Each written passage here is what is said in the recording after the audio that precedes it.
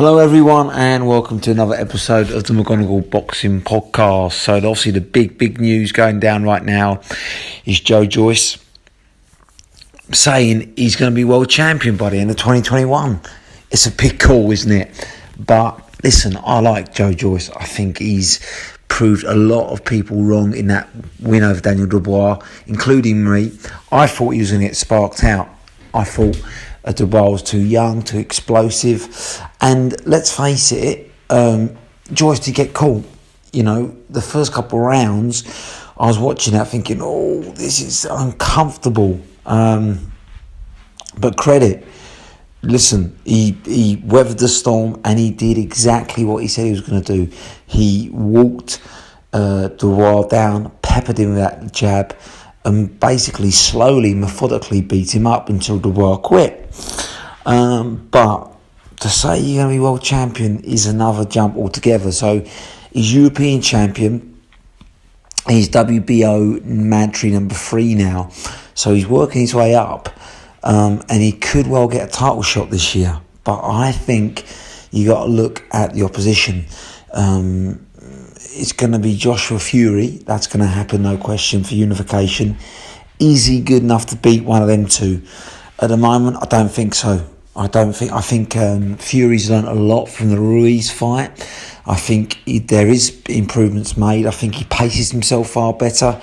I know, right, he beat an aging Pulev, but the way he paced himself, he didn't over-exude himself. I think he's learned a lot. I think Joyce could cause him far more problems than he'll cause Tyson Fury, but I don't think he beats Joshua at this point, and no way does he beat Fury, who's all wrong for Joyce. A bit like Usyk. You know, if you go back, and all right, I know it was 10 years ago, but you go on YouTube, Usyk, Joyce in the elite amateurs, Usyk just danced around him. Didn't try to knock him out, but just peppered him, beat him out, and just fleet-footed. And I think Fury does the same. You've got to go into a tactic with, okay, this guy's got an iron chin, he's a big lump. You know, 6'6", 250 pounds. I'm not going to knock him out, but what I'm going to do is outbox him. He's flat-footed, quite pedestrian-like. He's got long reach. Stay out of it. And, you know, Fury's got an even longer reach. Far better movement, far better boxer. He just boxes Joyce's head off for 12 rounds. Whereas AJ will engage, but I think he's still got good boxing skills, and I just think he's a better all-round fighter than Joyce at the moment. But that would be more competitive for sure. So where does Joyce go? Well, obviously the smart choice would be to either have a big money fight against Parker or even Ruiz, either Chisora or one of these, you know, top 10 guys. Helenius would be a good fight. You know, he's top 10 after his big win against Kronacki. Hergovic I would avoid at the moment. That's a who needs him kind of fight. But these kind of fighters, you know, even Povetkin. I mean, especially if the White fight falls through, because there's talk that White's not prepared to wait for Povetkin, which I think would be a foolish move. I think he needs to rematch that fight immediately. But if he doesn't, that's a great fight for Joyce. But the target really should be the WBA regular champion, which is obviously up in the air at the moment, but it doesn't hold the big guns. You're not going to be having to fight a Fury, a Joshua, or even a Wilder. You know, you're looking at like someone like Manuel Charr, who's been inactive so long that, you know, it's a very, very winnable fight. You know, or Trevor Bryan, he's already beaten.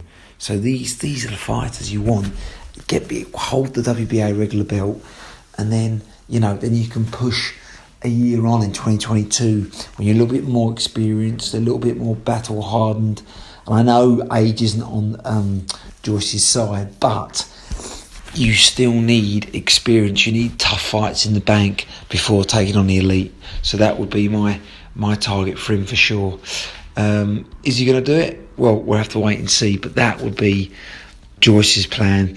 So if you target the WBA regular, Trevor Bryan, Manuel Char, one of these, absolutely, you could be world champion by 2021. But if you're targeting the big boys, if you're targeting the undisputed, that's a big shout. That's a big call.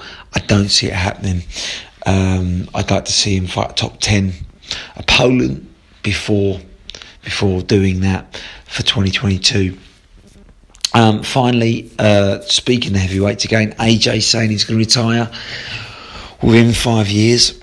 So obviously he's 32 now, so he'll be 37, which is fair enough. I think 37, 38. I think heavyweight you can still fight competitively, especially this day and age where nutrition and fitness.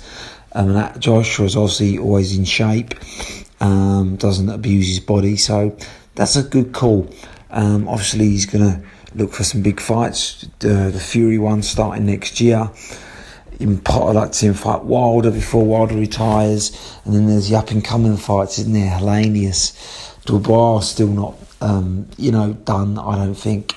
Even Tommy Fury's getting better and better.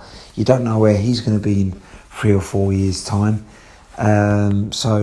Exciting times in the heavyweight division for sure. Good call for Joshua. I think he might even retire before 5 years. 5-year plan seems reasonable. I think Fury twice, Wilder once, and then probably, an up-and-comer. If he gets beaten up by Fury, which could happen, then maybe he retires before that. Especially if he loses a rematch, then he maybe retires straight away. So these are things that obviously they're all hearsay now, but I think it's a good call for Joshua. 5 years. I think he goes down as a British boxing legend. These next 5 years will determine if he goes down in a world boxing Hall of Fame. He's got a great chance to do so at the moment. I think he's a little bit short of that, but if he beats Fury, then rightly so, he's the man and a Hall of Famer. So watch this space.